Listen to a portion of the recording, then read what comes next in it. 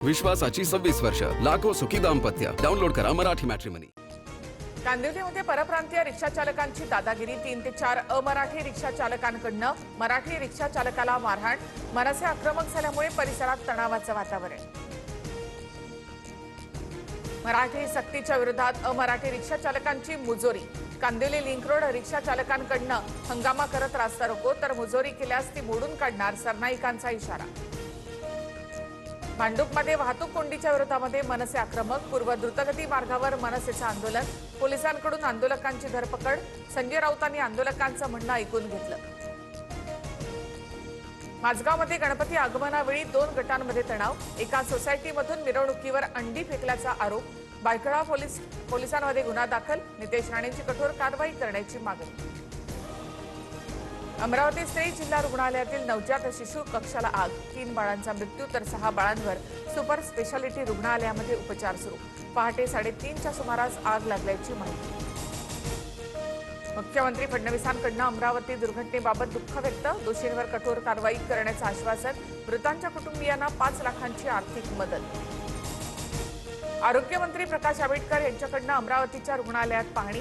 Fire ऑडिटबाबत उशीर का झाला याची चौकशी करणार. दोषींना कठोर शिक्षा होणार, आंबेडकर यांचं आश्वासन.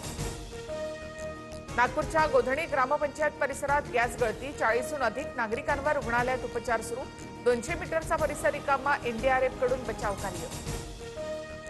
शेतकरी कर्जमाफीचा दुसरा हप्ता जारी. 6,36,036 शेतकऱ्यांच्या खात्यात 5,086 कोटी रुपये जमा.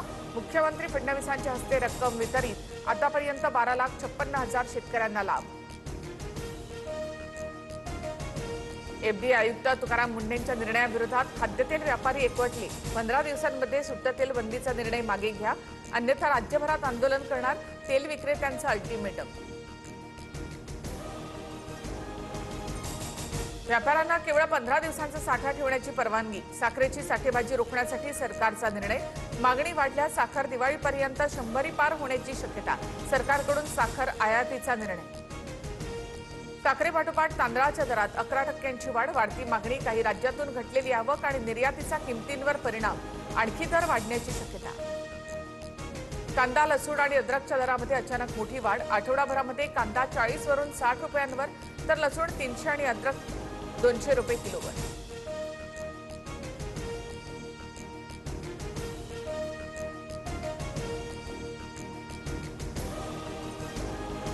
विश्वासाची 26 वर्ष, लाखो सुखी दाम्पत्य. डाउनलोड करा मराठी मॅट्रिमनी.